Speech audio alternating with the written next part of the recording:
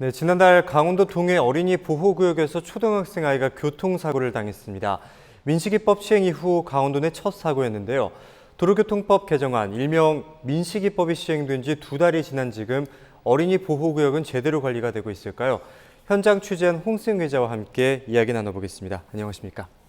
네, 원주 스쿨존 현장은 좀 어땠습니까? 네, 저희가 약 5일에 걸쳐서 등교 시간과 하교 시간에 원주시 일대 초등학교들을 좀 돌아다니면서 현장을 파악을 했는데요. 네. 가장 심각한 것은 불법 주정차 문제였습니다. 네. 심지어는 어린이 보호구역, 주차 금지 이런 현수막이나 표지판이 있는데도 불구하고 2차선 도로 양옆을 이렇게 차량이 가득 채워서 불법 주차가 돼 있는 모습을 네. 확인할 수가 있었는데요. 네. 이렇게 불법 주정차가 도로 양옆에 빼곡하다 보니까 네. 아이들이 차 사이를 지나다녀야 하거나 차가 오면은 이 차와 차 사이 옆으로 이렇게 숨는 그런 아슬아슬한 모습들을 많이 확인할 수가 있었고요. 네. 또 무엇보다 운전자와 보행자의 시야를 이 주차된 차들이 가리게 되면서 네. 그냥 도로를 걷고 있는데 갑자기 오른쪽에서 트럭이 나타난다든지 저희가 취재차로 지나다니는데 못 봤던 아이가 갑자기 도로로 이제 뛰어드는 것처럼 이제 안 보이던 모습이 확인을 할 수가 있었습니다.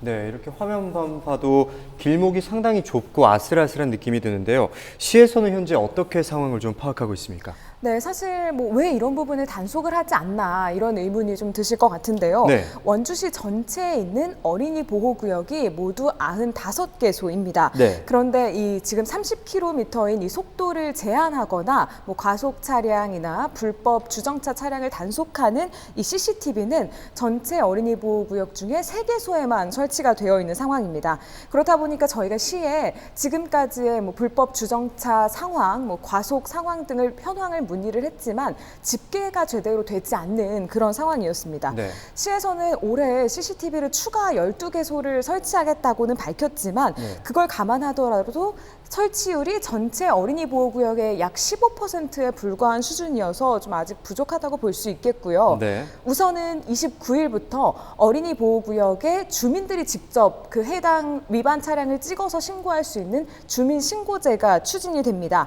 주민이 앱을 통해서 신고를 하면 담당 공무원이 현장을 출동하지 않고도 바로 이제 과태료를 물게 되는 건데요. 네. 이 어린이 안전을 위해서라도 절대 이 스쿨존에는 차량을 주정차하지 않도록 운전자들의 좀 주의가 필요할 것 같습니다. 네, 그렇다면 여기서 또 한번 짚고 넘어가야 할 것이 왜 어린이 보호구역 같은 불법 주정차 구역에 주차를 하나라는 생각이 들기도 하는데요. 이유는 무엇일까요?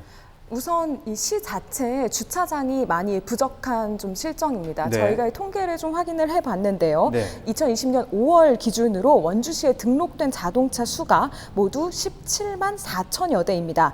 그런데 시에 등록되어 있는 이 주차장은 공영과 민영 주차장을 다 합치더라도 6,361대를 수용할 수 있는 수준에 불과합니다.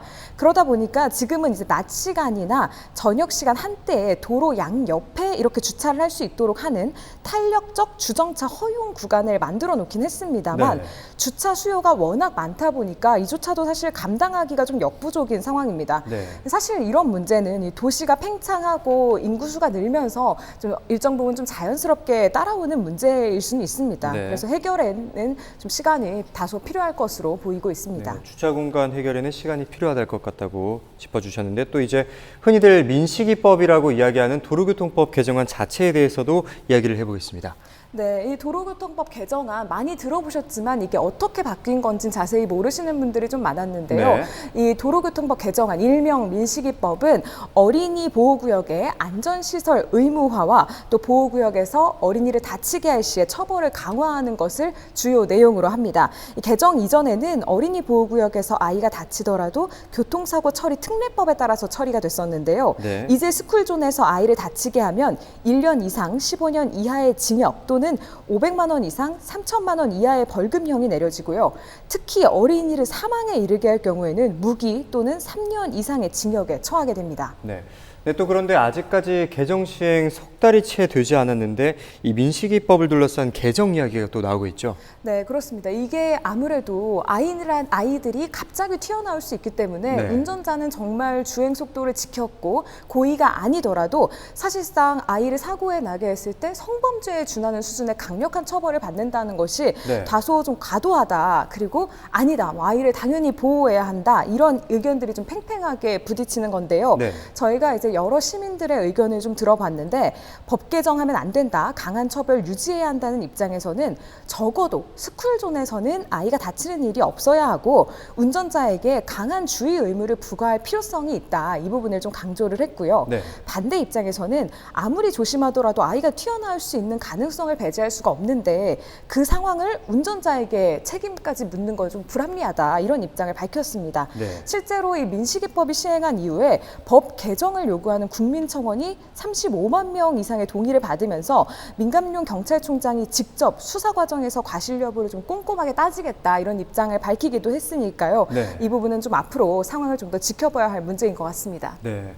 운전자들이 우리 아이들이 언제라도 튀어나올 수 있음을 항상 염두에 두고 주의해야 함은 분명해 보입니다. 오늘 말씀은 여기까지 듣도록 하겠습니다. 홍승현 기자 고생하셨습니다.